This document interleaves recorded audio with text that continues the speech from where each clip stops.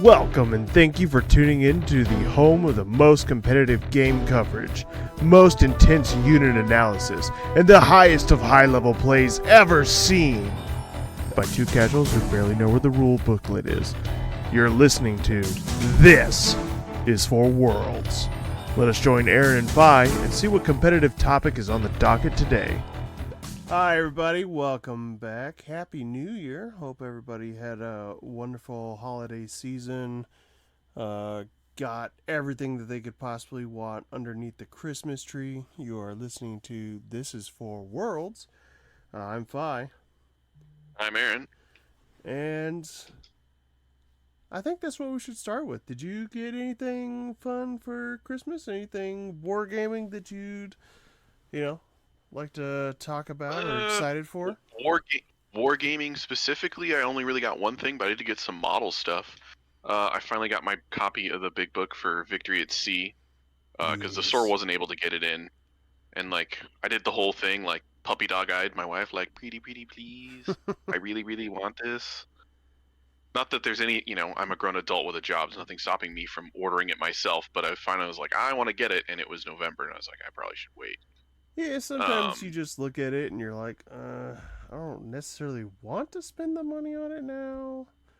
Yeah, I mean, it's just a $65 rule book that is really just, for the most part, mostly a series of stat lines that I'm buying it for, really. Yeah.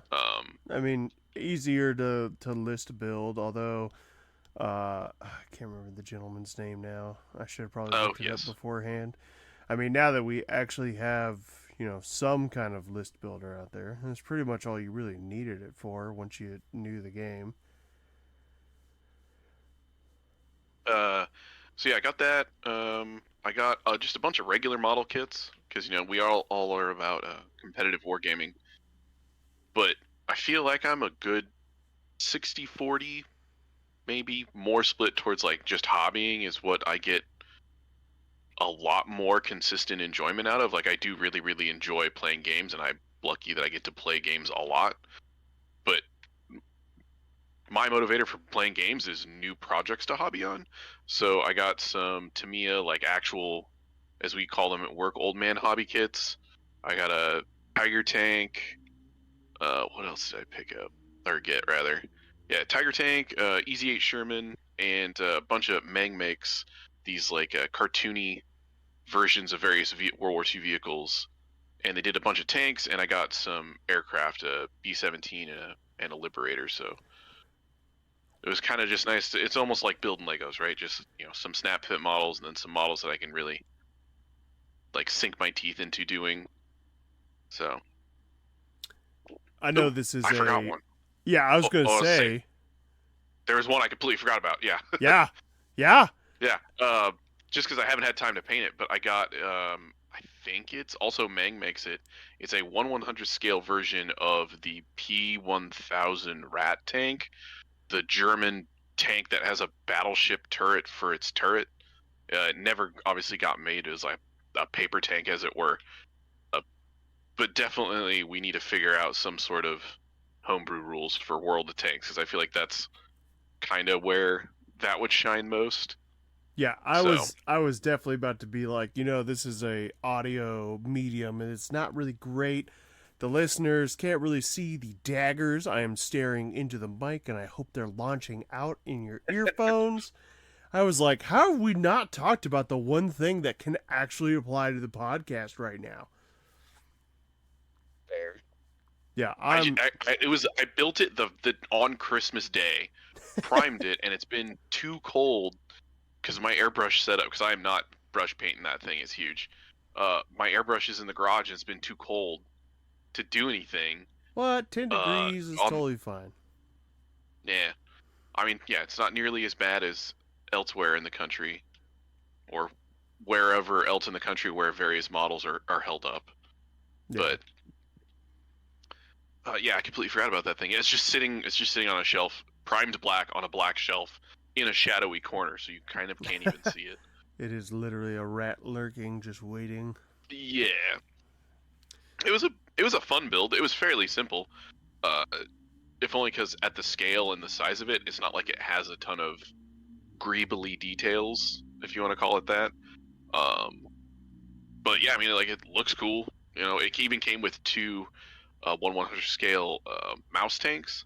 I don't think I'll be able to use those since those are very obviously out of scale to World of Tanks Yeah, I was gonna say they're not exactly mouse. 1/100th because World of Tanks is 1/100th, and they are. Oh, it's 1/144th. I got it Yeah, I mixed was up. gonna say they're just. It looked like they were just smaller, but realistically, who's really gonna know? Yeah, I mean, yeah, but I'm here for the rat, not the mouse. That's true. I mean, But yeah, speaking of that's what I got. that's something that I am annoyingly waiting on because I did get not the most current wave because supposedly the most current wave for World of Tanks, the E100, the T95. I forget what the Russians and the British get. Wasn't as excited for those. But the E100 has always been a cool looking tank. The Tuto is always been a classic favorite of mine from World of Tanks for a very long time. So I'm super excited to have those in game. But even though they were supposed to be released in December time frame, I think word is just getting out that they're now reaching distributors, and there was like no communications, no mention or like reason why, and then all of a sudden like they popped up in Singapore, and I had because what is it, mini factory, no, my miniature market, there we go. Oh yeah, yeah. Because miniature market like never shipped my starter pack, I never saw the like product page that comes with the newest starter. So I didn't know that was a new wave, and then all of a sudden, like beforehand, we just started seeing those pictures in the Facebook group of like the Singapore market getting up, and I was just like, "What the hell? What I want some? Why those like come on?" Um, and we can kind of get into this a little bit later, because I know you're not a World of Tanks like player, except for I think you said you do Modern Armor on console, maybe. I, Uh, I I did, but yeah, I never really committed much to it. I don't really play it all anymore. yeah, my So, concern is we're focusing a lot on the really big tanks and the really expensive tanks. uh, that was something I was going to actually bring up also. Is that yeah, it's more like bigger is better, not also in things that are also just interesting. Yeah. Plus combined with the like raising of the point level, I'm like, I don't I don't think this is gonna balance well. It's gonna be interesting. We can talk about that later. Overall, my Christmas for, let's see here, the two Team Yankee, or not Team Yankee, the Victory at CS. Second time I've done that tonight. It's like USS Idaho is definitely one of them. I think the other one's the Missouri. Since I haven't really painted up my Americans, I haven't even gotten those ones out of the box yet. But I got those two, so I can start uh, maybe some revenge shots against your Nagato. Was that what it was? Yeah. Yeah, we'll get Was it into the that. Nagato? Yeah, yeah. Because I was like, oh, I'll take the like big battleship, Yeah, but not the ridiculous one. And I no, just you did yeah, bring the ridiculous one. I don't think your Yamato has ever hurt me in that way. not Um, against you. It's beat the shit out of John though, that's for sure. okay, And I that's still fair. lost that one. That's fair. Yeah, we'll definitely get into that. So hopefully, now that I think I got like 3 or 4 large American battleships that I can like swap around and build big point list out of. Uh, got a number of what are they? Star Wars Legion. Got like the Ewok leaders, Wicket and Logray, and 2 or 3 boxes of the Ewoks. So, wargaming wise, was not a. Oh, and I did get a Team Yankee thing, which uh, I still kind of want to mock you and Chase, and I'm sure a lot of our listeners would agree. Um, Mhm. because I got the West German. I'm gonna butcher the name because I don't have it up. But the Rockentwerfer, the rocket trucks Yeah, the for rocket launchers. for West Germany. So when my wife asks for like what I want for Christmas, I always encourage her like, hey, I'm gonna make lists on Amazon just so you have lists and picture references, but go buy from Blue Sky. Like that's what I always say. And then one day I get a message from her, and she's like, "All right, I'm going. Let me know what you want." I'm like, "Well, you have the like full list of stuff that I need, and a lot of times I'll annotate like need for, have to. Like when people buy the stuff off the list, I'll update, the marker if it doesn't come off of Amazon." And so I gave her a quick rundown on like just in the messenger. I was like, hey, here's what I need, here's some ideas, but I didn't give specific units. I was like, ultimately you buy from any country that's NATO, I'm not going to be upset. Like I can always fit it in somewhere.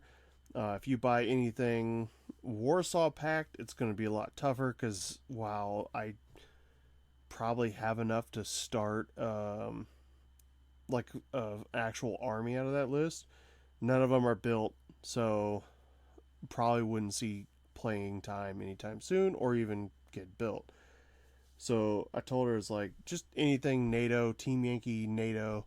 You should be able to walk in the store and ask like anybody, and they should be able to direct you where to go.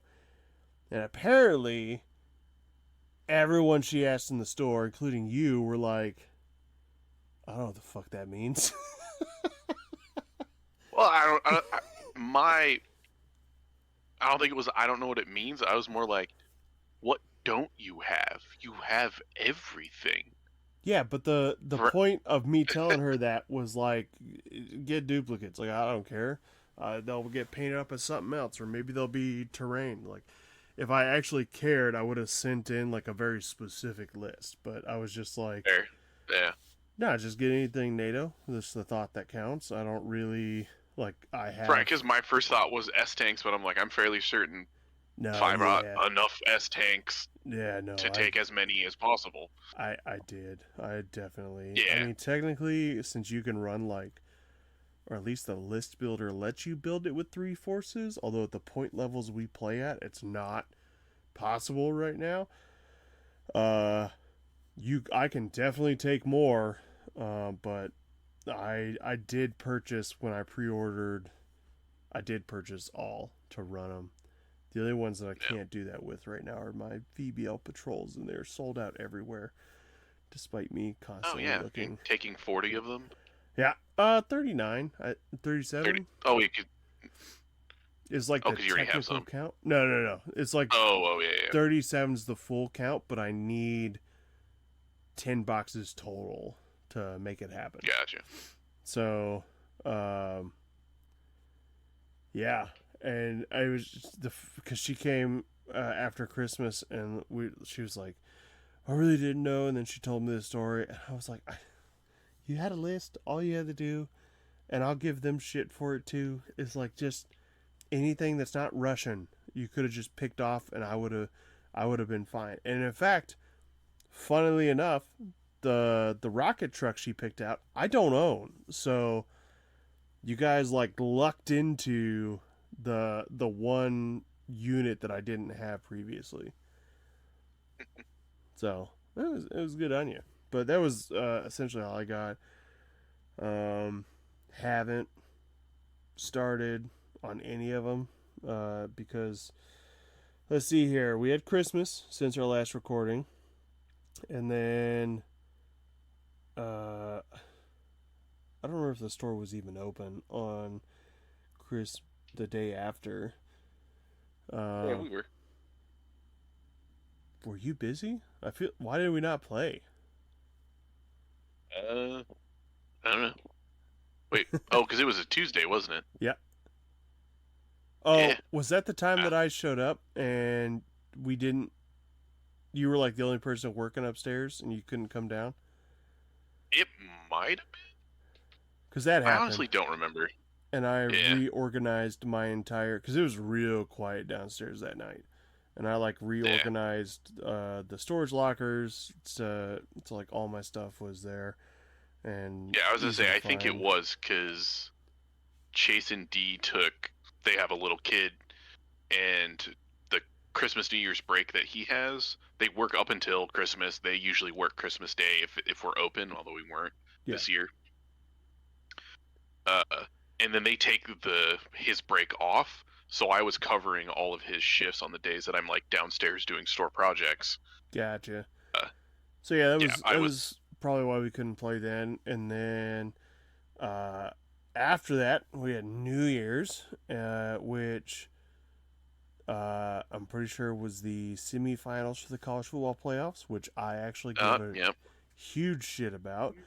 And then the college football championship, where my team, the University of Michigan, the Wolverines, fucking won. Super excited, super pumped about that. Didn't record. And then I was on call, and you had family emergencies, so we're Yeah, back. we'll talk about that. That there's some hobby related to that family emergency, so we'll get to that. Ooh, interesting. So, Yeah. that's about all the new toys that I got, and so if you can't tell by us saying, kind of where we were and why we haven't recorded, we're not gonna have a lot of games to cover. Once again, I played probably a lot more Star Wars Legion than I did anything else in the past month, even going down to the game Matrix down in Lakewood. Um, Yeah, it's in Lakewood. Yeah. yeah, and helping a new group kind of find their feet and teach a number of people how to play. We did a wonderful two-headed giant kind of game there, which is going to help us understand and play our upcoming event, as I learned some mistakes from that. And then we had our tournament as Indeed. well. Played a couple of the buy games there, and then I think I just had a couple other games for that. But I think, I mean, you have a couple more games, I think, but we definitely have a Victory at Sea game to cover. You have a Marvel Crisis to cover. Anything else that you can think of? Because we haven't played Yankee or Tanks or Yeah. Blood Red Sky. I'm see now. I'm just racking my brain. The game of Legion we played. Did we cover that last time, I or don't was even that remember was that which for the game that new? Was was. that for the first tournament of the year? Which game was it? The one where I played Oh, triple nope. squads of Yeah, Wookiees. yeah, no, So because we got that one. we haven't recovered since we haven't covered anything since uh, the 18th of December. So definitely not. But yeah, I kind of blanked that out because that was a super close game, and I think I'm still very upset about the Victory at Sea game. I Yeah, we can talk about that. But I mean, have you been hobbying on anything? Not. Mm, we want to talk about Hmm. old man games. So, or not games, but models. So, uh, I am a person who has a lot of like, if I see a model and I have a dream for it, I'll buy it and it'll sit. So like a majority of the stuff in my collection is like I have very specific plans for, and I tend to not do them because I get afraid of um, the my capabilities, my hands, my a skill is not good enough to make the thing how I imagine it. So that terrifies me. So I end up not doing them, and everything stacks up. One of the things that I've been doing to kind of help, not just like the model kits, but like all of my units for different armies is like I set goals. I don't really call them resolutions because I'm not really changing anything, but like I'll just kind of sit down at the beginning of the year and be like, all right, here's the list that I'm going to do. And usually, the past few years, I've probably got like 12 to 15 things on the list. And I don't think I've ever completed every single one, but like I've probably gotten 80%, and I usually feel proud about it because it's not a like, you must do this or you are a piece of shit. It's always a like, hey, don't feel like, here's something to work towards. So when you look back on it, you're like, hey, I didn't waste my time. I enjoyed the hobby that I enjoy. So like I do it for, the Team Yankee armies, the Victory at Sea fleets, Blood Red Skies going to be up there soon. Gamma Wolves is going to be on there soon, stuff like that. But this year, I thought there are two models that I have super had in my head, and one of them is started. The cockpit is done. The pilot is done. The only thing left is the like painting the plane. It's primed. It's literally just sitting there, and the idea that I have, I'm terrified of it, even though I love the way the pilot looked. So, man, we're going to keep going into the backstories on shit here. This is going to be a little bit of a different episode than what you're kind of used to out of us, I guess. Please bear with us. Let us know what you think down in the comments, or email us, or yell at us, all that kind of fun stuff. But I've always the engagement. Yeah. I've always been fascinated by the it's not even a conspiracy theory, but it's the like fan theory that the Pokemon world, the reason like there's so few adults is because there was a huge war that like basically killed all the adults across the land. So that's why like kids go out and do everything and all this other kind of stuff, and why. Not one I've heard. Oh, it's a really good one. So it's inspired a lot of like models and stuff that I've done.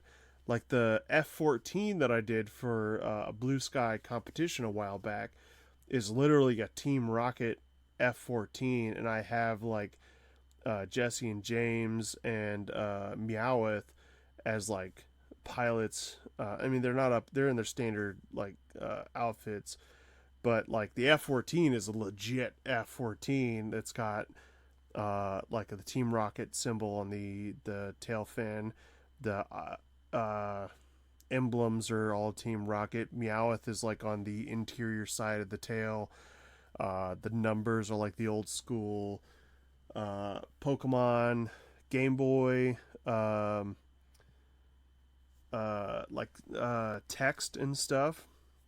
And then like the badge, like one of the badges, I think it's Giovanni's badge, is like one of the nose art pieces. Like stuff like that has always fascinated me. So to kind of like the second piece that I've wanted to do is I have an A10 that I consider to be an experimental A10 because it's supposed to be for carrier landings and like takeoff of carriers, and the whole theme to it is a Gyarados squadron. So the pilot is like in a blue uniform, but the helmet on the pilot is a Magikarp. So it's like bright orange. It's got the yellow lip around the visor. It's got the eyes painted on it. I think it even has whiskers. I've got a picture somewhere. If people want to see it, I'll maybe add it to our Instagram later. But this has terrified me because I know how I want the paint to be, but the decals, I don't know for sure what I want to do for it yet. So there's this mix of like it's not going to be as good as I imagine it being, and I don't know where it's even going to end up with. I just know what I want it to do. So this thing has been maybe 5, 6, 7 years. Like I'm pretty sure I started this while I was in the Navy, so maybe even like 8 or 9. Um, it's been a fucking while. It's been a hot minute. Um, so that's on the list for like goals this year. And originally there was another one on there. And if sourcing the parts for it was easier than it currently is, because I want to make a very specific version of the M4. It's a Grizzly 1, so it's a Canadian made variant of the M4 Sherman. It's very similar to a Firefly. I found someone on, I think it's the Scalemates webpage, the forum, who did a full list of like what they needed to do the conversion. But a lot of those parts aren't made anymore, and you can't find them for sale. But I've been tracking down alternate versions. And this is even dumber that I'm going to that kind of detail because I'm not even making a historically made tank. I'm making the tank a banned version because World of Tanks has done 3 now? 3 or 4. I think both of them are for the same 2 band, or like they did 2 for 2 bands, where you get like a custom 3D skin, and then there's also a like 2D skin for the Stritzvong. I think it's an 82 or the Stritzvong K. Is done up in Sabaton, so it's got like the Sabaton symbol. It's got the Swedish flag on it. Up in the gear stowage is like drum kit cymbals, guitars, amps, all that kind of stuff. So I want to do my favorite band's version of that, and since they're a Canadian band, I want to make a Canadian tank. However, as I said, sourcing the parts is very difficult. So I took that one off the list, and recently I told my wife, I was like, hey, I have an idea. I kind of want you to be a little bit a part of it, and I think if you pick it, it'll be a little bit more motivating than me staring at the pile and being like, which one do I do? So she picked 2, and then I posted it on Facebook to be like, all right, people, what would you do? So she picked 2. One of them, I built it today. It's already sub-assembled because I took today off after my on-call.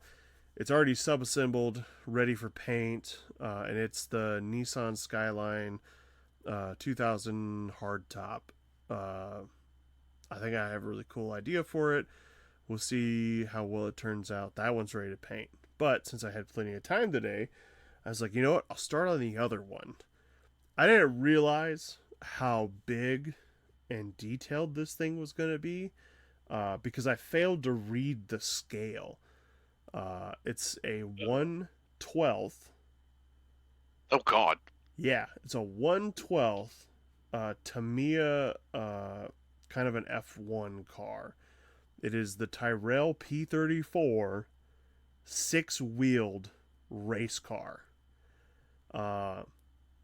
I have been fascinated by this thing since I was a kid, and one appeared at Hobbytown not too far from us, and I like took Hillary there one day, and I was like, I don't care when, I don't care how long, I just want this at some point for Christmas or my birthday or whenever, like, because it's a somewhat expensive model kit. I was like, I'm not, it's like, I know this is a big gift, that's like, I'm just kind of asking for it for whenever, just keep it in the back of your mind. I got it the year that I mentioned it to her for Christmas. Haven't touched it since. And so she goes like, I want you to build that one. And I was like, cool. She's like, I'm pretty sure I bought that one for Christmas. I was like, damn right. I'll be more than happy to do it. I've probably been working on it for like 6-7 hours now.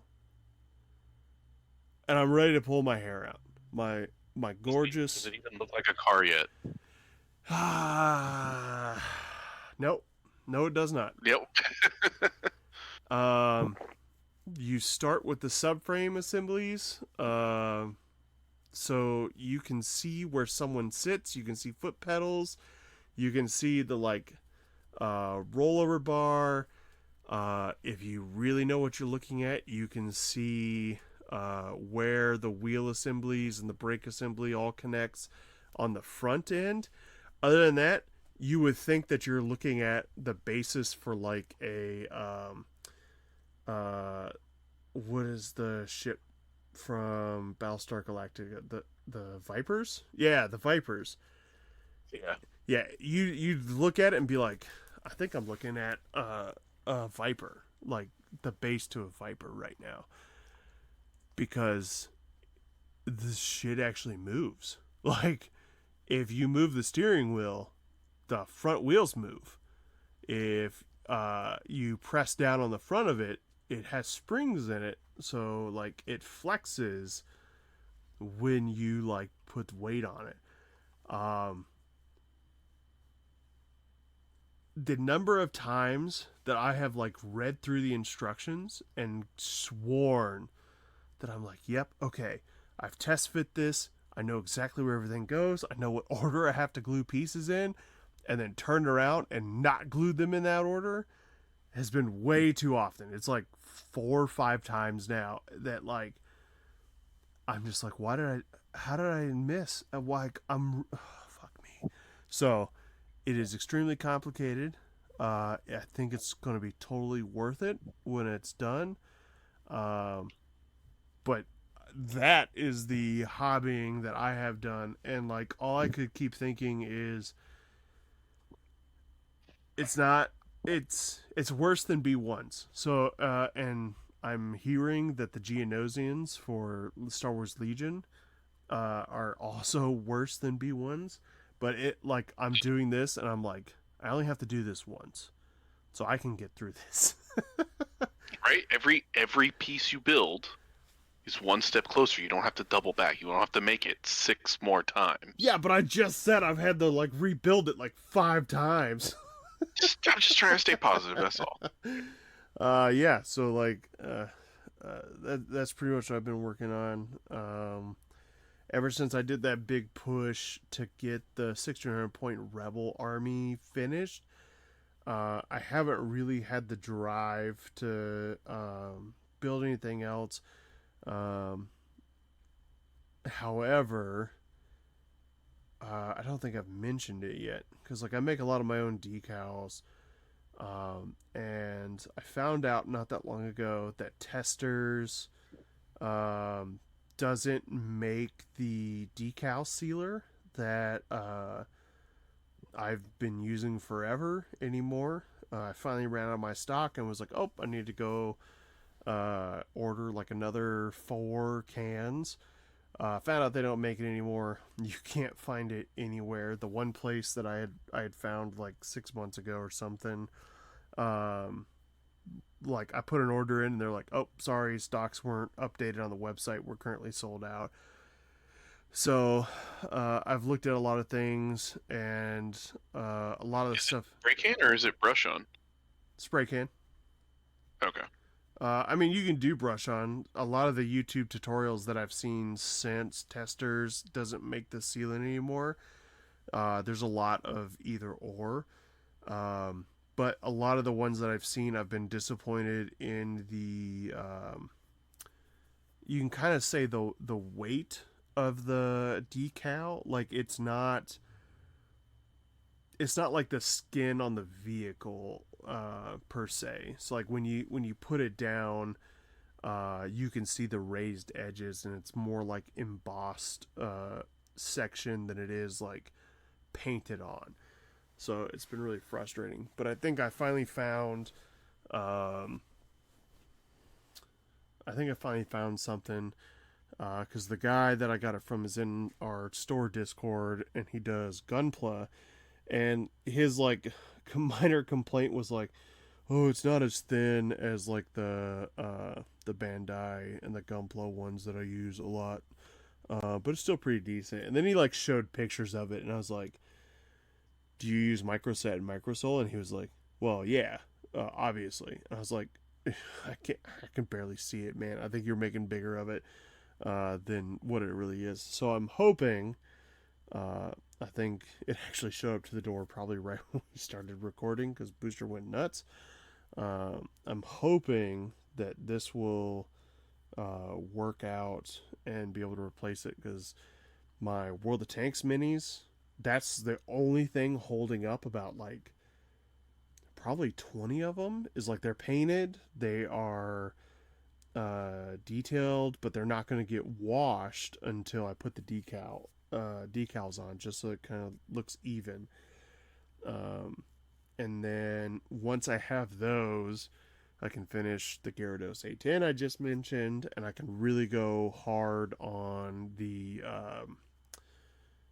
Team Yankee stuff because that's kind of what I'm waiting for those. Um, I really want to do the theme that I have, and I want the decals because my concern is if I don't do them all at once, they're going to end up like a majority of my World of Tanks stuff, where they'll sit base coated, they'll sit maybe with the camo paint on them, but they just sit there waiting because I'm like, well, I don't want to I don't want to build it up and then have to wait at another step. I want to, once I'm able, just slam through everything so I can have a finished product. Because I don't really sit I get that. down. Yeah, because I don't really sit down after work and like my process isn't.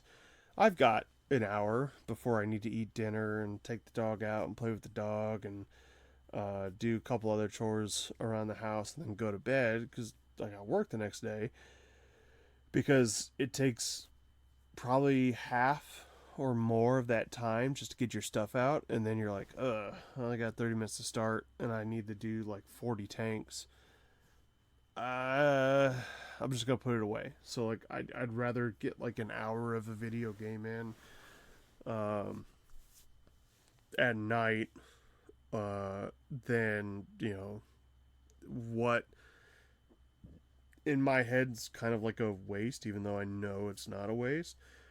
But on days where we don't have Legion and Sundays, like I will sit down and I will hammer out like here's an entire uh, Norwegian army assembled, base coated, camo coated, now waiting for like whatever stuff like that. Just like I've got a lot of built models that are waiting on because like I eventually I get that urge that just overwrites the like you haven't done an actual build in a while. I'm like, yeah, I want to knock all that shit out, and so you just go and do it. So weird little side tangent about Yeah. hobbying. But I mean, it's something that you and I have talked about in the past, and something that you've brought up is like sometimes you just have that mental block. Yeah, like it's happened several times before for me as well, where like whatever it is I'm working on, I just have zero motivation, and then the pile that is there is unmotivating, and it's like I just usually end up forcing myself to sit down and do something, or I find something as like a palate cleanser to really like, oh, I forgot I enjoyed this, because it's I don't know, it's a hobby that I love and it's an important part of like my life and what I do, but it's easy to get burnt out on, because it takes a little bit more concentrated brain power than just like playing video games and just kind of being being there and just doing the thing. So Yeah, that is definitely a fair thing to say, and so I would ask here, kind of probing this a little bit easier, because I'm sure our listeners probably feel the same way, where you've got those things you're super excited for, or new army comes out or a new unit comes out, and you're like that fits your um, play style or your desires or aesthetic more. Um, and so I'm kind of curious, like, what would you do to kind of assist in that burnout?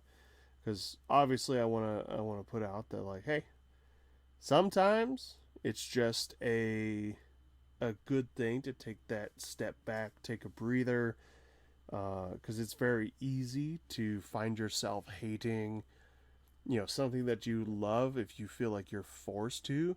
But then there's other times, like with what I've been talking about with the models, where it's like, I don't know, I have that paralyzing.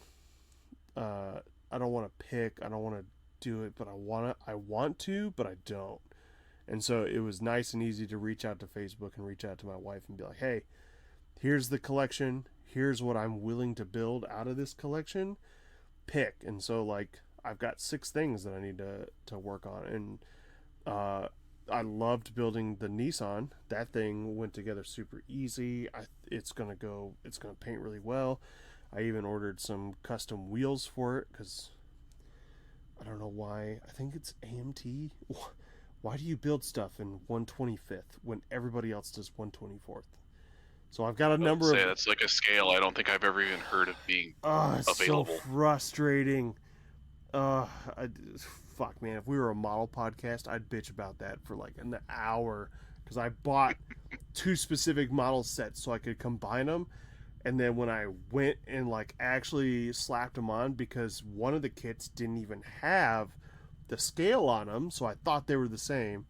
I need to stop because I'm gonna. Anyways, in those times where it's not unhealthy to continue, what do you do to maybe like 2 things I fall back on? Like if there isn't something that like, because I like to plan out projects, because like other than playing games, the biggest part that I like about this hobby is I like having a hobby that's creative and there's a tangible result at the end. Something, maybe it doesn't have to be something I can physically hold for other hobbies, but I like having something that I can see some progress. I can have something, I can create something, call it my own. So if I don't have something to like, I'll switch to something else and do something else and try. It's 2 things. One is I do have the luxury of having a dedicated hobby area in the house with my wife, because she has other hobbies she does. So one of the rooms, I don't have to put my hobby stuff away like some folks are like, I got to crack it out and do it at my kitchen table. I got a dedicated desk, dedicated area. I have shelving units full of stuff that's right there. Airbrush in a garage. I like to tear everything off, take everything off, clean it, cull through it, go through like, do I really need this? Because I do get my hands on like a lot of really, really cheap models that are no longer in the box at the store, because we sell loose models in the bin, and like, so I'm like constantly grabbing figs for like there's a lot of fantasy and sci-fi skirmish games that I like, and they're kind of like just pick 10 models that look cool, and that's your warband. So I'm constantly picking those up, for like $1 or $2. Yeah. So I'll clean and tear apart my hobby area, and that really helps me get super motivated again, kind of like to cleanse the palate. And just barreling forward and failing horribly is what his. I was stuck really long time painting a metric shit ton of tanks for Chase for Team Yankee. Yeah. He had commissioned me to paint them, and that was the last time, because we're very good friends, and he's super like, like whenever you get it done, dude, it's not, there's really no time constraint. He's also like, hey, this is what I want, but he's like, it's okay if you want to like experiment, bring me something you think that might be a better result. And so he usually just pays me ahead of time, because it's not like I'm doing this for a living. Most of the time, 99% of the time, I'm doing this and like, can you buy me those 2 starter sets, or buy me boxes of cards, because I play all the games. Right. And that was the last time I think that I took full payment ahead of time, because it took me forever, because I was trying to paint them camo, and it was something like 70 tanks all told. And I hated the result with the brush. It never looked good. I'm like, I'm not going to mask 70 tanks. That sounds miserable. I'm going to stand out in my garage and fail at airbrushing over and over and over again until I figure it out. I was lucky on that one. They were all resin and metal, so I could just, the metal bits I could just throw into a a bottle of like nail polish remover, or an ultrasonic cleaner I have too. Like they were really easy to strip the paint from. But just being okay with failing, and I can understand that you kind of touched on that in your concern with, like, hey, maybe you like, especially that car, like that's an expensive model. That's a big investment. Messing it up there might not be coming back from that. But just being okay with failing and like I'm not going to learn from those mistakes if I don't end up making them. So those are the two things that I would suggest, is that if you can, even if you have a mobile hobby set up, tear that whole thing apart, go through it. I also find it weirdly therapeutic to like go through and check every paint, because I own a lot of paint, and go through and check all my paints, mix them up, make sure they're okay, see which ones are chunky, see which ones I need to get new ones of, that kind of thing. That's fair. Yeah, because I would say overall, when it comes to my gaming models and stuff, I don't run into the same issue overall. Because I think I was recently having a discussion with someone on the store Discord, and I was like, ultimately, the scales that we're dealing with, the distance away people are uh, from the minis on the table, like I am far more forgiving of myself on those. Like I have more for the Legion side. Like I have those pieces where I spend a lot more time on them. I want to make them look better. But even then, like I'm not as afraid with those. Like I just go into it. It's more of just uh, like the stuff that I'm doing explicitly for display purposes. Um, that I'm like, oh, that's where my problem lies. At least for me. So, but I can imagine that a number of our listeners may have the same kind of fear. Maybe that's why they prefer playing with unpainted stuff. Which, hey, from our perspective, there's no shame. Like we definitely run unpainted stuff because you're just so excited to put it on the table and see what it does. Um, but that, at least from my perspective, like I'm less concerned about the stuff we slam around on the table than I am the like, oh god, I've been building this model up for like almost a decade now. Stuff like that. So it's a little side detour into models and modeling for advantage there. How about we get into some past weeks world qualifying, where we talk about battle reports and the like. I'm holding my finger up in the air and gesturing for you to pause for a moment. Fine. If we want to make the joke about this being a audio format and not visual, Yeah, yeah. We won't talk about how many times you're talking and I'm nodding along like the listeners can see. Yeah, yeah. Uh, the one hobbying thing that I did, I wanted to talk about. Oh yeah. So a week ago, on this past Saturday, my wife and I, we sadly had to say goodbye to our dog of 13 years, Hank, our bulldog. It was time for him to go. It was incredibly traumatic, but for me anyway, I have found some catharsis. I was painting a Marvel Crisis Protocol roster, and I was painting Guardians of the Galaxy. And my goal for a long time was, if you know anything about Guardians of the Galaxy, there is a character, at least through the movies, Cosmo. He's a dog. I think Cosmo's a she.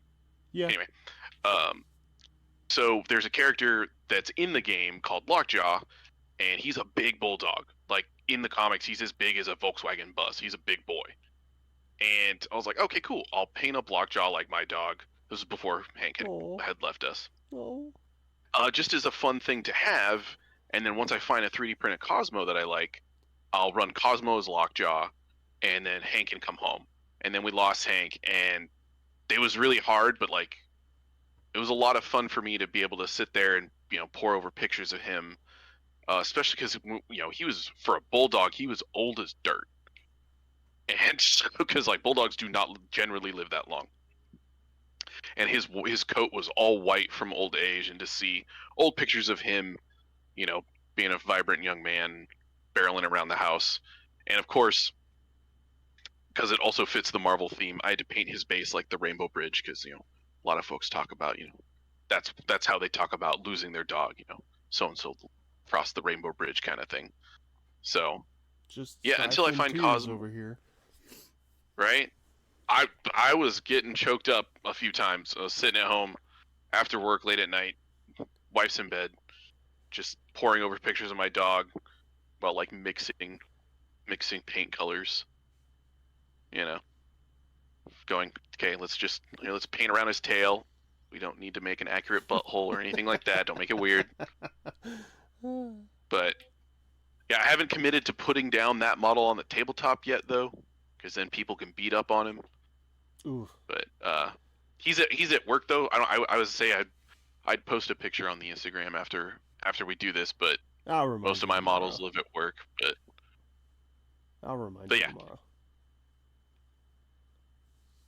You were saying That's for our next segment. That's a fitting tribute. And now I'm gonna feel bad because I have not gotten over this game and I'm still really fucking annoyed about it. Because I would like to remind our listeners, if you've forgotten, how last podcast I'm literally talking about like, oh, I had this epiphany. I totally understand how the balance works, and like I understand kind of like the cost and output and like how everything works in Victory at Sea, because that was a really big weakness. And I'm not just gonna like give up on games anymore. I didn't even last the next time we fucking played because that fucking Nagato. And it didn't help when you said, well, heavy lets me crit on 5s and 6, so, and then we look down and you're still rolling mostly 6s across the board. It was so bad that my I forget which battleship, because I was playing a lot of the ones out of the books that I don't have models for. The first battleship of mine didn't even get to shoot. So we played 1500 point IJN versus Regia Marina. And I cursed myself because I didn't put the Luigi Cotana on the ocean to fight. But I think we even posted pictures of this, or at least the opening deployment. And I thought I had a strategy to defeat your destroyers. And I thought I was going to have a decent ability to stand up to your main battleship, the Nagato. I was horribly wrong. You crit, and what's that? What is the catastrophic explosion? Is that the term for that roll? One that it just removed from play. Yeah, instant loss. Yeah, so you have to get a vital crit first, so a 10 on a d10, and then that first goes to a different table. Yeah, which, and then I'm lucky. Vital. I'm shooting, yeah, and then you have to roll a 6. So it's hit a crit, hit a 10 on a d10, so 1 in 6, 1 in 10, 1 in 6, effectively. Sure, someone else can do the math. 3 times. I'm not so mad about the second one because the ship he did it to was already on like 3 health. So that one lost its like narrative weight to the game. But the battleship that never even got to fire a shot, the literal first shot the Nagato takes, boop, just instantly removed like 400, 500 points of a Italian battleship off the table. And I was like, it's okay. I've still got a heavy cruiser, and I still got my cruisers. So we're not over yet. Like, I can still do this. This is not the worst. The carrier went out. Was a huge point pinata. It did its job. It took the fire. I have thoughts about that later, but continue. It did what I wanted it to do. It was a screen for you to beat up on while everything up came up behind it. Because I don't. You only took fighters, I think. Yeah, I think you only took 5 fighters. It was literally just because I had points that I didn't. Like, I would have had to majorly change the ships I was taking to try and make it exactly 15, where it was like, these are the things I want to take. You know, how close to 15 can I get without going over, yada, yada, yada. And like, okay, I guess I'll take some aircraft. Maybe they'll tie up a few torpedo bombers. Which they did. That kind of thing. Yeah. Yep. So they did their job. I then lost a heavy cruiser. But even more devastatingly enough, one of my abilities did not do what I thought my ability did. And I was frustrated because I'm the one that realized it too late in the game. So I thought, was it fast track meant my cruisers could still shoot your destroyers at point blank range. Because of the way fast track is worded, however, the rule for destroyers, the cannot, I would assume, still overrules that ability, even though, you know, the descriptor. Well, it's not even on destroyers. It's just in the fire, the firing modifier chart. Yeah. I have a. Granted, I understand that you got the short end of that stick, but I do have a bitch to have with Warlord games about how they write stuff. But continue. Yeah. So my whole plan went down real quick as I think I only killed one thing. Never even got to touch the Nagato. The only thing I popped was my torpedo bombers. I finally got one of them in to shoot before all your AA, swept up 14 of them. But I'm pretty sure the devastating 8 dice did more damage than your health, and so you just pick that one up off the table. But the cruisers that I brought around on one side just waving at your destroyers as they passed and you torpedoed them. And then my destroyers never being able to catch up. My submarines whiffing again. And then realizing that you could stall out the remaining turns. Because I had nothing to punch back. The submarines whiffed again as per usual.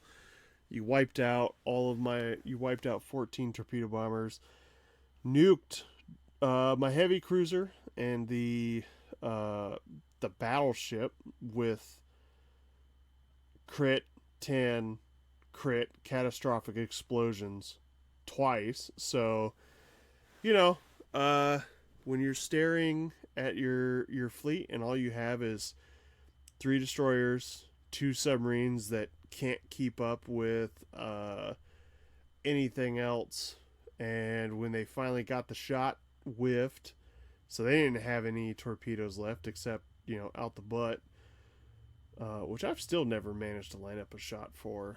And then my cruisers just getting eaten alive by your destroyers. It hurt, and I really want to play Americans now just so I can return heavy fire.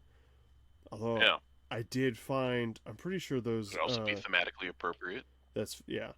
I'm pretty sure my Littoros also have heavy on them. Maybe. Which one was those? The 3 that I couldn't find for the longest time. Oh, those, yeah. Yeah, my disappearing battleships. I assembled them. Was planning on painting them, somehow put them into another model box, and then put the model box back on the shelf. And yeah, eventually I found them again. But either that, or I don't think the Italians even get heavy. So I'm like, man, unless we're gonna play like not the Nagato, like I'm pretty sure I've fared better against the Yamato than I did the Nagato. But man, I lost damn near 200 health points and probably 800 to 900 points in ships that never even got to fire. That's how bad it was. So I lost more than half the point cost. Not including fighters. I mean, we can count the fighters too. They didn't get to shoot either. How many points of fighters did you have? 300. And how much was the carrier? I wasn't counting the carrier. The carrier was like 210. But the battleship I brought was like 400, and then one of the other ships I brought was like 375. So just under 800, I think. I don't know. I can remake that list. I don't know if I'm ever going to play that list again because I didn't have the Luigi. But that was just because I couldn't find those 3 battleships. Everything I had, if I went through points in the book, added up to 1,500. So I was like, hey, we can play 1,500 point game. And I got rolled. I would say I do have thoughts on that game. Yeah, please, because I think you played. Dice rolls aside, I think you played. Which they were stupid hot. Let's not. There was a lot of luck on my side, to be sure. Yeah, you literally to the point where you get to. Yeah. I just want to reiterate. You looked at me and you're like, well, I mean, I'm only throwing so many crits because I have heavy, so I get 5s and 6s. And I look down, I'm like, yeah, but those are all 6s. Fair. But no, the rolling was so hot, we even decided that because I bought all the nation dice for Flames of War and everything on Black Friday. Yeah. So I just pick a nation and I roll that nation's dice that I don't get to use those ones next time. But so yeah, but my thoughts from the game though were like, so aircraft can be really good, but they're one and done effectively, right? Well, and mine. I still. So are mine. Well, I mean, if you're talking torpedo bombers and bombers, yeah. I was more thinking of the fighters, because you came in and you held up, I think 7 of them. So you're 5 fighters, tangled with 7. My misunderstanding of the squad rule, I thought it was within an inch. No, they have to be touching to get the bonus. So that was the thing, and then me just losing 3, for being a torpedo bomber, that specific one. I thought your fighters were excellent, and it makes me reconsider, a full list of torpedo bombers, maybe mixing in some fighters, even though I'm pretty sure my fighters the worst fighters in my book. Yeah, well, my best fighters are still -1 because I remember the time mine fought John's 109s and got eaten alive, and I was like, ha, please stay away from my bombers. Yeah, that was really painful. So, yeah, I was gonna say bombers one and done. The one thing I was thinking though is that like I still think that, and I've said it before, we've talked about it. I think carriers are a huge trap in that game. Like I don't see the point. Like if you want to build a list to win, which I know that we joke, but that is also not actually what we're about. But like, also want to build a list that can do stuff. I wouldn't ever take a carrier. So like I felt like from the get-go, just looking at your list when you set it down, I was like, all right, I'm 1,500 points fighting 1,200 points. Sure, it's I took shots at the carrier because they're victory. It's victory points, 110%. Those are, if I kill that, that's 200 some odd points towards me winning the match, right? Right, and Um, but we've also had the discussion that I'm fully aware, and the reason I bring that carrier was because originally I thought it was really good AA, and then I saw Adam's bullshit. But it's it good AA compared to my. sure, That's for sure. but the other issue is if no one really brings AA, the local six doesn't do anything, and it's just an overhyped, no torpedo. I mean, it's still pretty quick, but big destroyer essentially, because you're only running around with light guns. So I'm fully aware. You're not wrong. I'm fully aware that you don't land and you don't take off the damn thing. Um, but I just bring it as a big AA boat because it's 6 is still pretty good, and if you had torpedo bombers, it would have been the screen and the bait for you to shoot at, um, while my shit maneuvered around or you fell into the submarine trap. But yeah, your fighters didn't really give a shit because they didn't need to base and they could just move around it. So, Well, yeah, but I did get because that's the other thing too. Good. one because I moved into base contact with it with the carrier. I forgot about that one. Yeah. You were like, oh shit, it is touching, isn't it? And I was like, yeah, it doesn't say you have to move into me, man.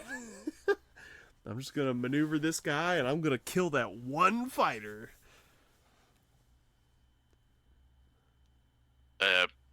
But like one of the reasons like I took the Nagato specifically is that like I was like, all right, I've done the thing where I take all the torpedo bombers. I've done that, played that, seen how dramatic it can be. I've taken nothing but torpedo based ships before. Um, I other than a game I'd played against John with the Yamato, I'd never played mostly like, hey, let's just rely on big honking guns. Uh, yeah, I don't know. I felt like you had one foot in the hole the whole time. Well, I mean, But if I was like somebody and I looked at your list ahead of time and I had the models on hand, then yes, I could have shots fired. it. I could have tailored it to what you were bringing and been like, oh, I'm gonna stand these in as whatever, and we're gonna play that way. But I brought a list that I thought was gonna be a decent all arounder. I didn't have a lot of heavy guns. I think the thing that I had that was on my side was I looked at the list that I brought as consistent damage in terms of both reduction of penalties and reroll abilities. So having fast track guns on all the cruisers that I brought. I think even twin linked on all. I think one of the cruisers I brought didn't have it on like the Alpha and the Yankee turrets, but it had it on the Bravo and the X-ray. So like the big thing that I was looking at with the list that I brought was if you brought fighters, because I know you can bring fighters, or not necessarily fighters, but like bombers. The intent on the carrier was an AA screen. Let it sit out in front, so that you either take pot shots or you waste torpedoes on it, and then like hide my air wing behind it so that if you were going to come through with fighters, if you brought fighters, you'd have to go through it. Or if you tried to get to like the battleship that was just outside of range behind it, then like the intent was to be the screen, but you didn't have anything for it to screen against, and You didn't fall for the bait of. I think you shot it once with torpedoes, but that was because there was like nothing left for you to shoot. Yeah, I also have the luxury of almost everything I take that runs torpedoes is slow loading, so it's kind of like 2 torpedoes, on each side. So essentially, I got 4 torpedo shots a game. Like I may as Sure, well throw one over there. It could do ridiculous damage. sure. But when I'm focusing on trying to keep you at range, I can't necessarily stop your destroyers from getting there. But I want consistent damage fire into your heavies or anything like that, and then specific cruisers being able to deal with yours, except misunderstanding the fast travel fast track turrets. Kind of really hurt that. But when you just lose your two biggest, because like I don't care about the carrier, yeah, whatever, that was a tactical choice in bringing 210 points of anti-air, sure, whatever. um, it was the loss of the battleship and the heavy cruiser in one shot each where I was like, sweet, I have no consistent damage now and I'm relying on super lucky torpedo rolls. So I would probably still run it again. Um, I don't think it was a bad list, even with the aircraft carrier, and I would still bring it against what you brought because I think there's hope with it. And now that I better understand what the rules, I don't think it's terrible. I just need to play it how it actually works and not how I thought it worked. Because closing into point blank with your destroyers and being like, haha, oh shit, isn't the, oh fuck, okay. Yeah, 16-inch guns hitting on threes, not good. Yeah, but that wasn't even the problem because the battleship that I brought Fair. had the hit points to like, you know, deal Slug with. it out. Yeah, to deal with it. It's a battleship. That's the purpose. It's the oh, you had what, 90, 80 something hit points? You had that? Ooh, sorry. You have 0. And I'm not even done rolling the rest of my criticals, so get fucked. Kind of thing. Um, that's not to like advocate for carriers. Like, there are definitely like I don't ever foresee taking a carrier in my American fleets. Like, I've looked at their point Yeah. lists and been like, why would I do this? I'm just gonna run B-17s if if I'm gonna run anything else, because fuck that shit. Um, but yeah, so like, I can like if we ever did one of the narrative missions, like they have their own recreation of Midway, yeah, where it's literally like the Americans get like 50 flights of aircraft and that's it. yeah, Like, and I just have four carriers desperately trying to survive. But at the same time, I don't know. Do I really want to spend, like $60 to yes. get the other 2 carriers that were there? Oh No. well, I mean, we've been over this. Warlord Games seems to be very like, yeah, no, buy your own shit. No, that's true. Yeah, and I found a dude that sells all 4 for like, I think they're like $16 a pop. Nice. It's like half off. So. Yeah. So in short, I would play that list again. I will probably play it next time we play Victory at Sea. I know we're doing Blood Red Sky tomorrow. I requested it because I don't think I've played Blood Red in a while. No, the last. I still have all your stuff because we were using it after you left. Oh, that's fair. And I know we talked about it because that was the MiG Alley. He brought Yeah. the MiGs and stuff like that. So I'm definitely interested in playing that again. Especially since we know how the pointless and stuff work. So you want to talk about your Marvel? Yeah. So I gotta say, like, Marvel is up there for me among some of my favorite games that I play right now, consistently. but even then I was still getting super burnt out because I really only play. So Same like people. list building in that game you can kind of do whatever you want.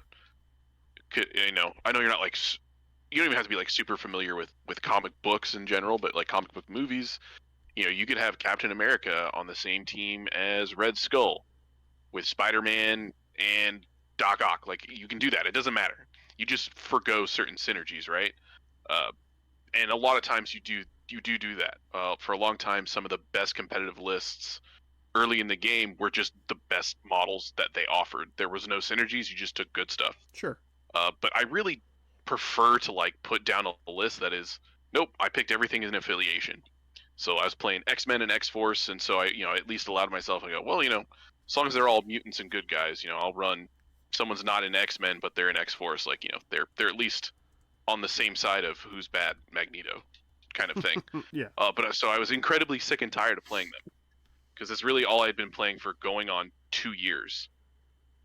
Was just X-Men and X-Force. Yeah. Because some of the other rosters were huge, right? The Avengers roster probably has a good 2/3 of the good characters in the game, and I don't like having that much choice because I don't know. That game is writing good lists in that game is a little bit more.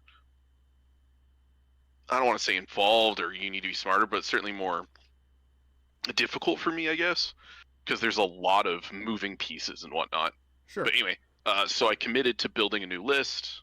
Did Guardians of the Galaxy. We already talked about Lockjaw as my one out of affiliation pick for that roster, but I'm sure they'll make a Cosmo model eventually. Sure. So I got to play that. I played versus a Hellfire Club list, so that's Emma Frost. With I know this might not mean anything for you since you haven't played, but Emma Frost, Loki, New Wolverine, who's a fucking menace. Oh, good lord, what was the other model? And Rogue. So it was like another mutant adjacent list, and I was playing 6 characters because Guardians are all about. They can be anyway. They can be about going wide because a lot of their models they're really points efficient.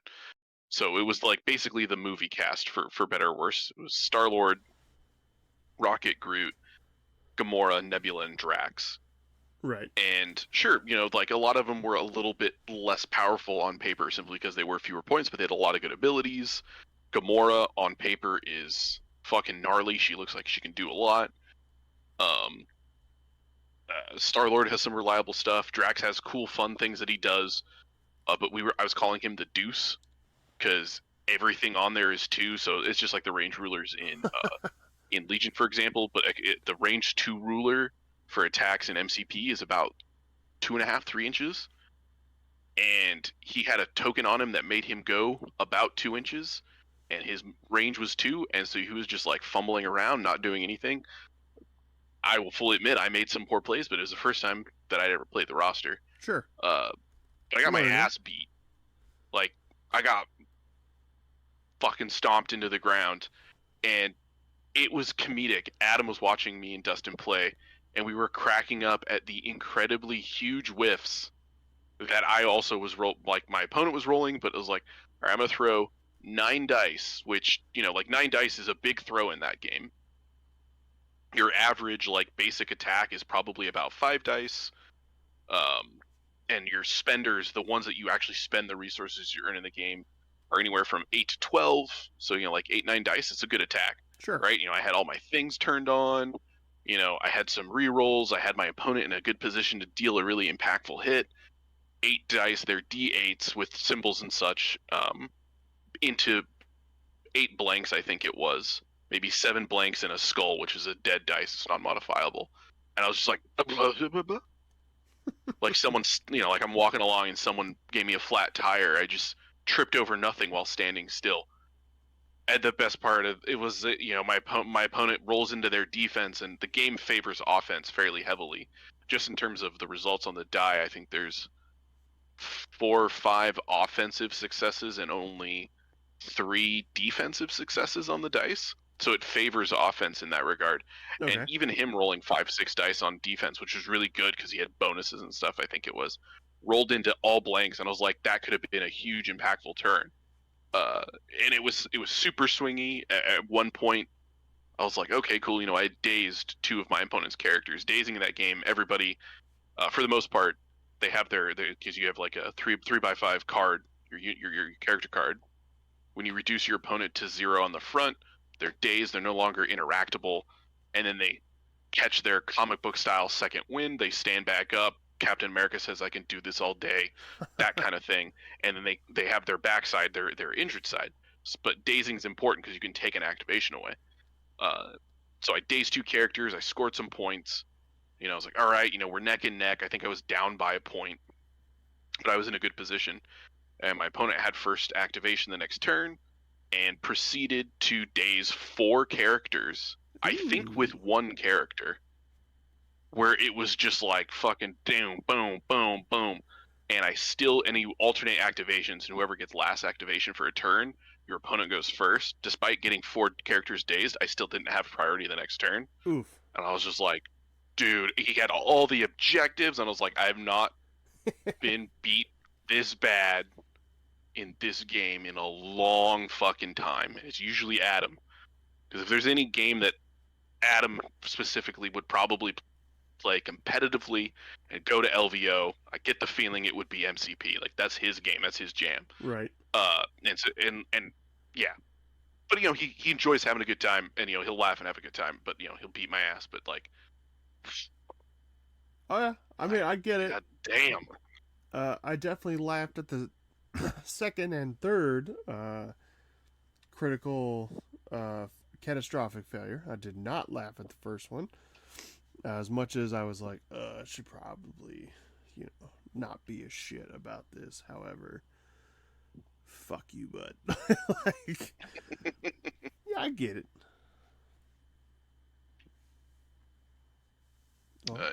Yeah, it was a fun game. It wasn't like super tactical or any interesting plays. It was just kind of beating the shit out of each other. I also realized I took a mission I probably shouldn't have taken, because just like in Legion and a lot of other games, all the missions have unique circumstances, and both of the usually have two objectives on the board.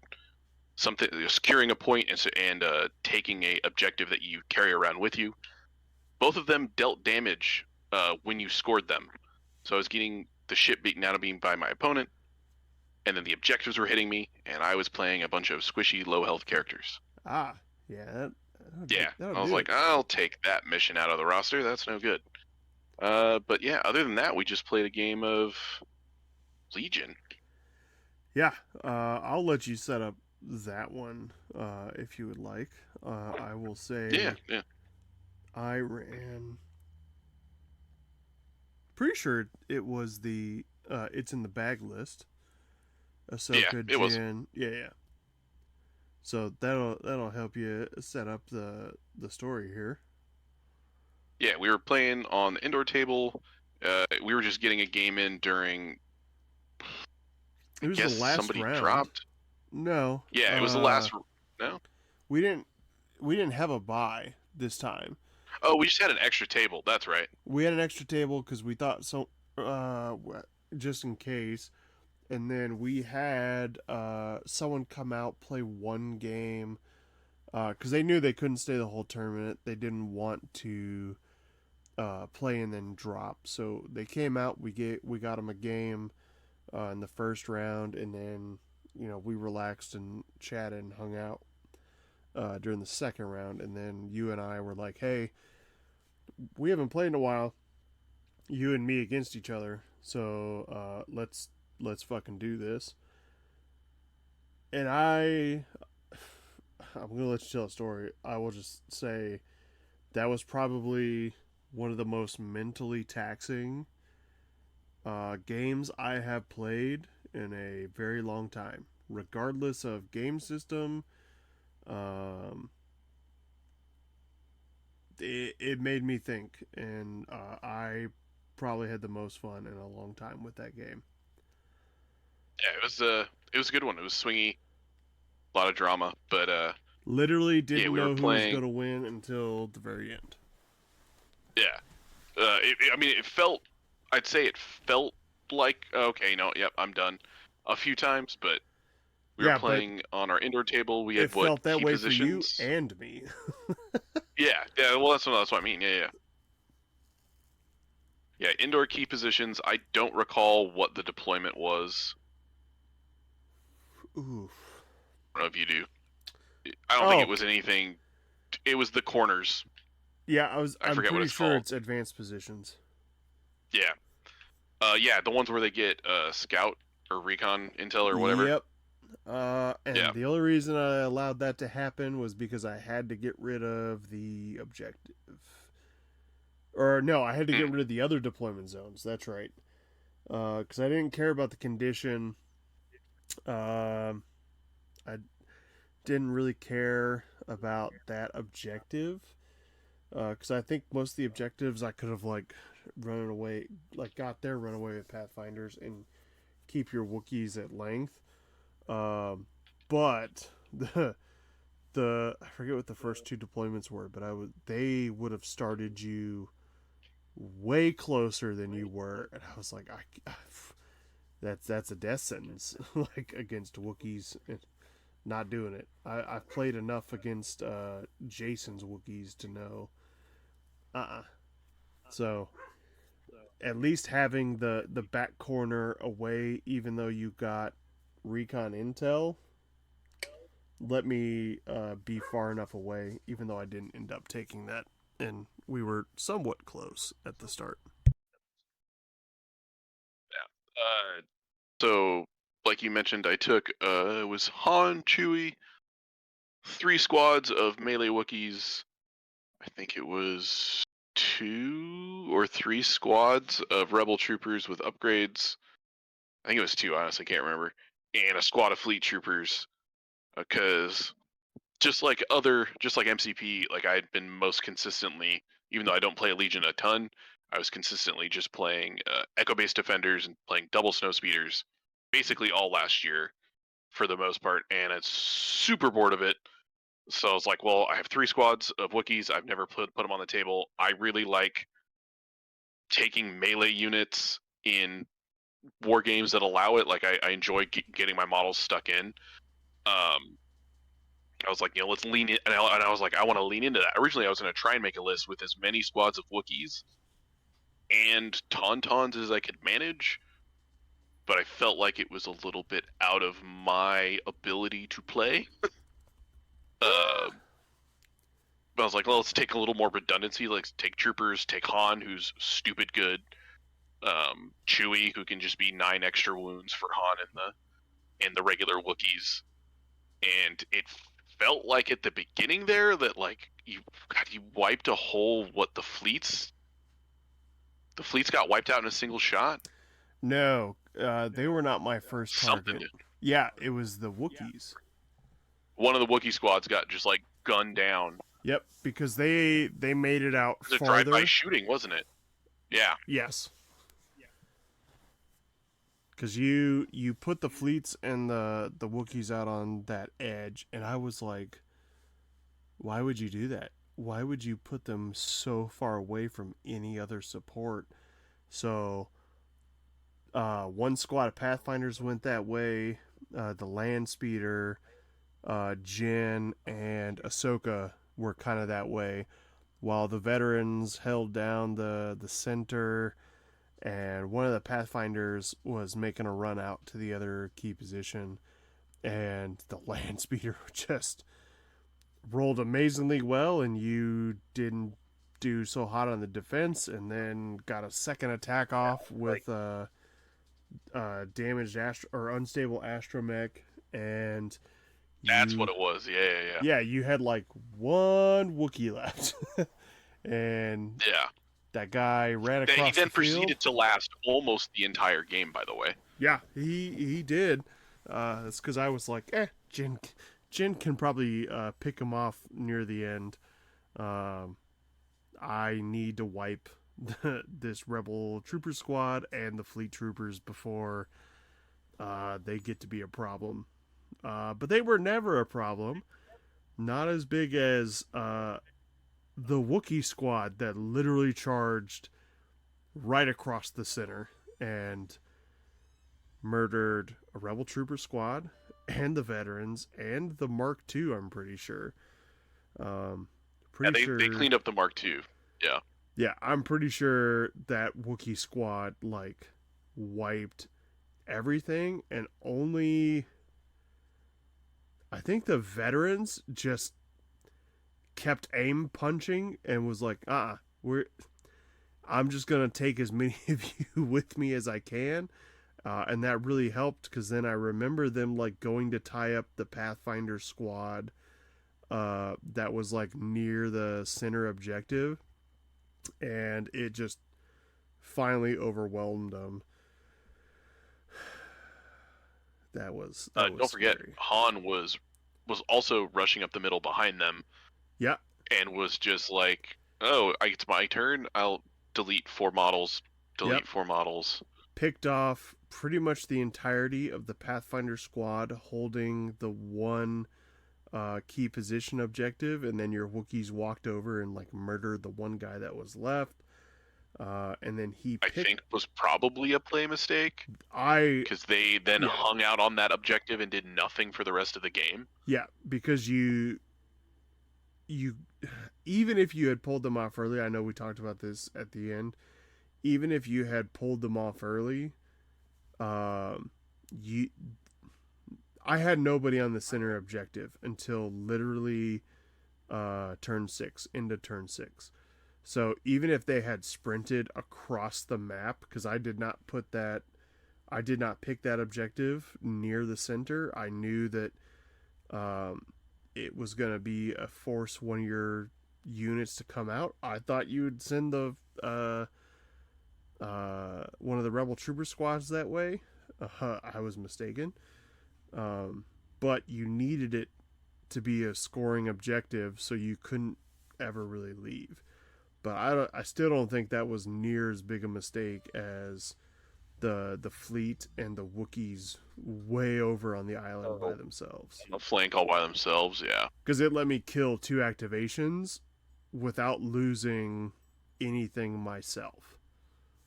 I basically got to kill 2 activations with no punishment, which allowed Ahsoka to do her disgusting little combat trickery, which allowed Jyn to stay alive, to break it down to the end of the game, and then her 1 pip allowing me to pick off your last remaining captain before he could do anything, so no one held the center objective at the end of the game. Yeah, that was like that shot killing that captain was like, because I think I had it at that point objectively. Oh, 100%. You had no, it was you 2 had to no 1. VPs. Yep. Yeah. Because I held was like, at the very least, if I can hold 1. Yeah, I held the far left. You killed my guys on the far right. So we were there, and then your captain was holding the centerpiece. But all I could do was get Jyn within range 2 of him, and then you went for to activate him, and I was like, I'm gonna pick that guy off before he can move to the other side of the piece of terrain where I can't get him, because like I couldn't move and shoot. Like I needed you to like take the shot first, because I could never get into base contact with it or something. And then once he popped, we went to kill points, and even on kill points, it was like a difference of 30 or something. I think it was more than that. Because you had like 300 points left, right? Oh, yeah, we talked about that. Yeah, because Ahsoka... It was just dramatic, because I had 1 squad of Wookiees left. Yeah.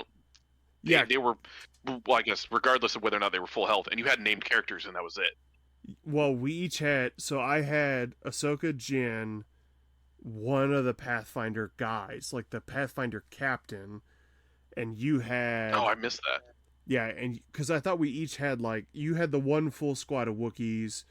That was all I had. You tabled everything. The only thing I had left was the one that was holding the objective on my far left.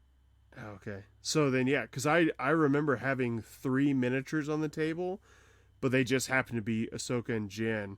And so I thought it was going to be a lot closer than that. And then when I put the kill points in, I was like, holy shit, I didn't realize Ahsoka's like 160, 170 with my build on her, and Jyn was like 100 ish. So yeah, with the one Pathfinder squad, I think I was still at like, or it was like a Rebel Trooper. It was somebody low because I only had like, I think it was right around 300 points now that you say that.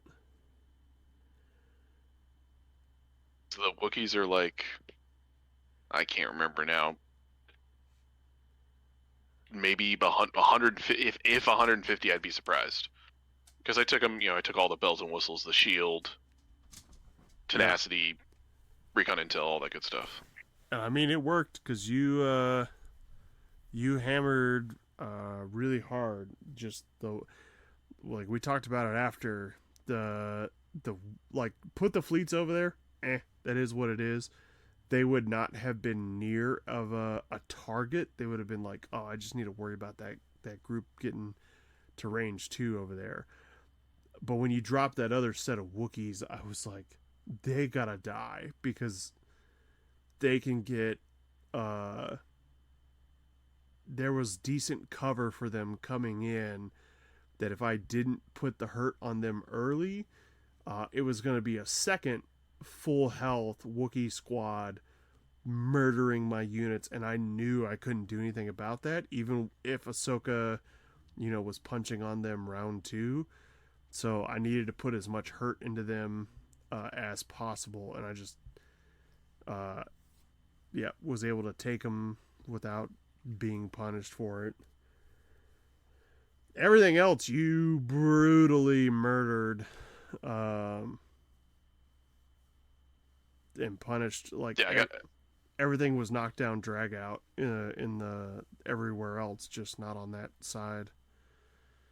because it was. I was gonna say after I got like essentially those 2 units knocked out, it was kind of like, oh, okay, well, I like playing games, that's fine, but I don't think there's any way I'm gonna there's no way this is gonna be close, right? Yeah, I was like, felt that way too. I was like, I was shit, like, I may as I was like, yeah, it was I've just kind of got you like, here. yeah, there was just too much. Like I was like, I could see the circle shrinking around what I had left. I was like, I may as well run them up the middle. I mean, like they're melee Wookiees. They're really, that's where they need to be. Because the Yeah. other thing too, I was like, I Yep. really don't want to like take buses and like have to baby these 2 units across the field. I was like, I want to play Wookiees, I want to play melee. So I was like, I may as well bum rush them across the table. And they managed to get there. I'm like, well, Han's got to do something. He's only range 2, but with steady, he's effectively Ugh, probably disgusting. range 3. Very disgusting. So good. It's just so punishing that it's just like boop boop boop boop, and then like as long as I hit, they're basically dead. So I think he has sharpshooter 2. Yep. Yeah. Because So, every time so you shot, I would just look at you and go, heavy cover, sharpshooter 2. Sweet. You gotta use Pierce. Yep. Alright, 2 dead models. which I didn't realize, although it makes sense that I think it is worded that way, but Pierce is a May. Yep. Kind of, like why would I ever not? I mean, I'm sure there are times where you wouldn't want to, but Well, funny enough you say that, because the first game I played that day against Kyle, number 4, a May came up and he was like, ooh, I have the choice here. He's like, I kind of need you to live, but because he was, I forget what Jedi he was playing, but he was like, I think it was Anakin, because he's like, I can bubble wrap and not kill this squad. But he was kind of like, hopefully my rolls don't even get there. Except it's Anakin, and he just murdered the squad he was like engaged with. and was like, ooh, but I really need to wipe the squad too. So he went Pierce, and I was like, oh, you fool. And he was like, what? And I was like, I literally get to drive by Anakin now because nothing's protecting Anakin.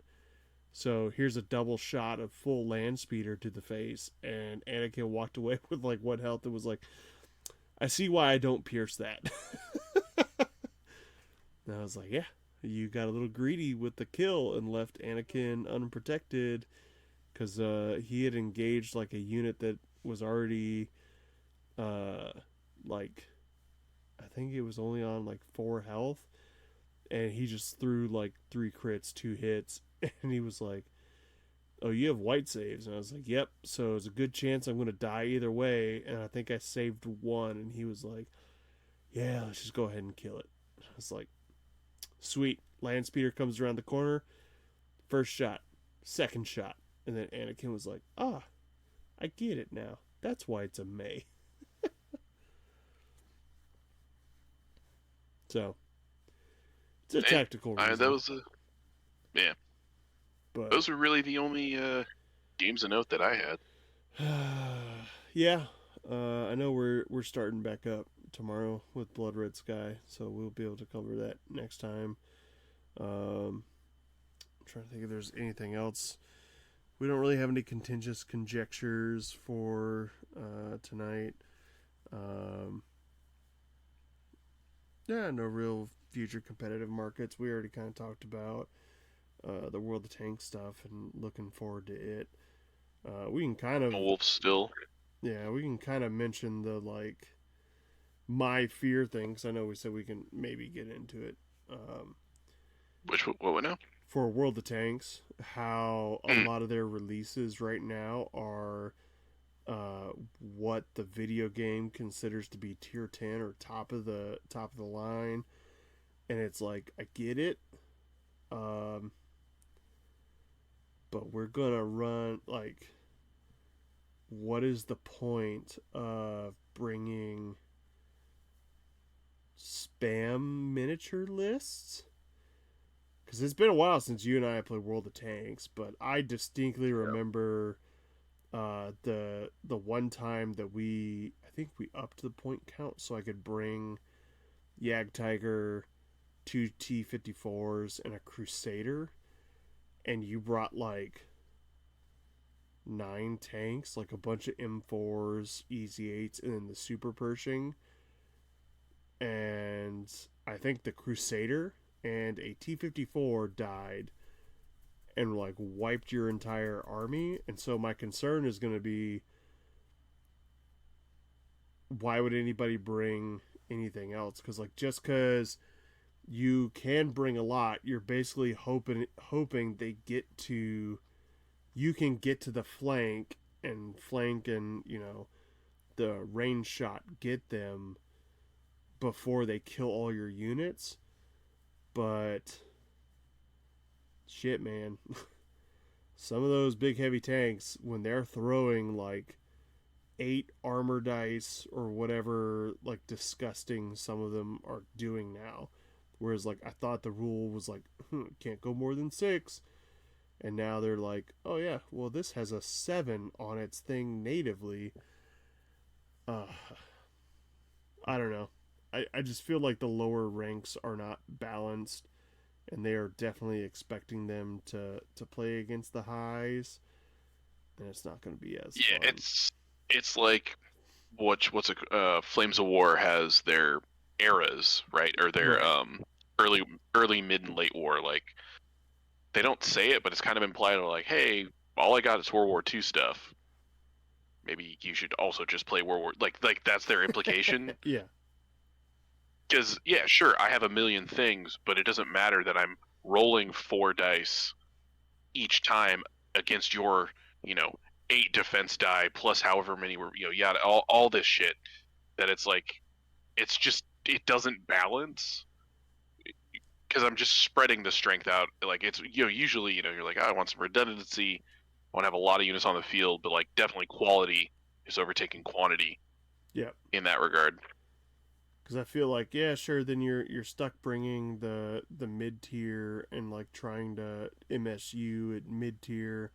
against some of these behemoths, and people will say it was like, well, they're balancing it around the point cost, and it's like, well, they also just raised the point cost, so you're no longer forced to like, oh, I'm going to take one super heavy and a couple light tanks and minimal upgrades. Now you can do that same thing and take upgrades that let you reroll your defense dice, let you reroll your offense dice, and so you're just like, I'm going to be more consistent in punching out and defending myself than what the allies can do or what your enemies can do. So I don't know.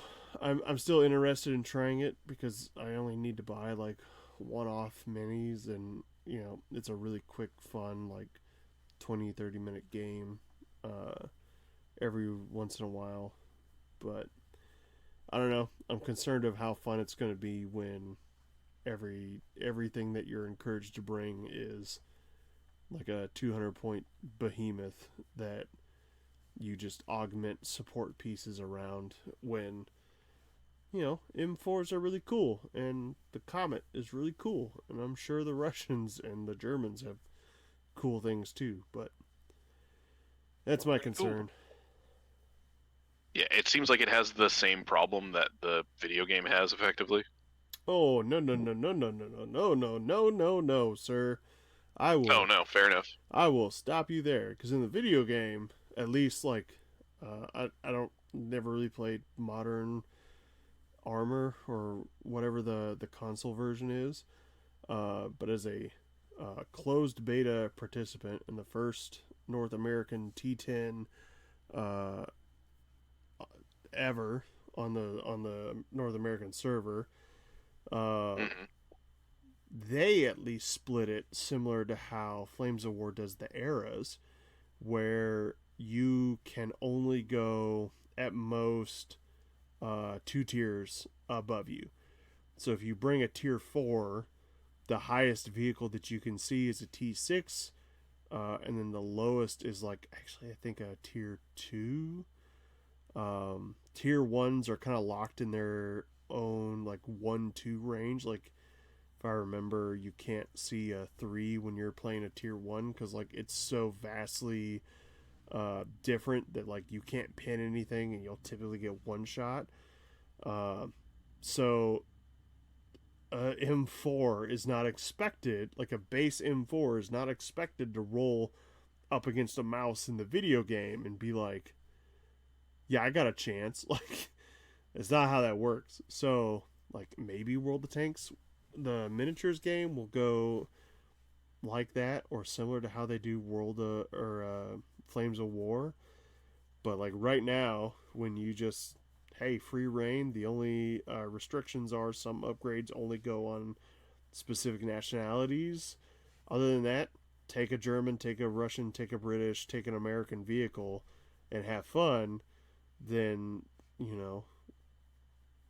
you're kind of relying on good people to not bring the overpowered thing. But if the overpowered thing is also just a cool tank, like I'm pretty sure that E100 is going to be disgusting. And I've always liked the way an E100 looks. It's just a fat King Tiger, and I think that's funny. So it's concerning because I'm going to like the way it looks.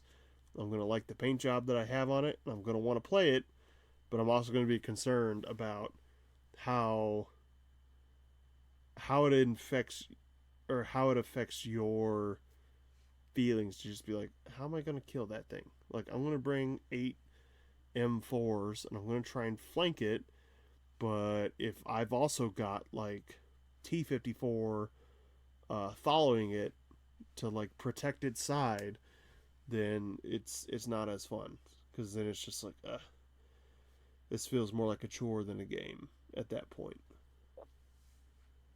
I mean, I could also just branch out and also buy those things. No, sure, but I'm not saying you don't have to or you have to, because like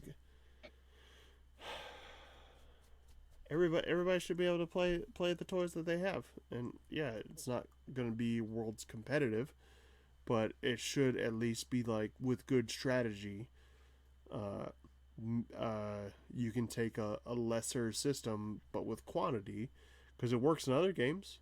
Like that's a totally valid Sure. strategy in Armada where you're like, I'm going to bring a bunch of little rebels that synergize and death by a thousand cuts you, and it works against Imperial Star Destroyers like all the time. So we'll see. We haven't gotten a chance to put the mouse on the table.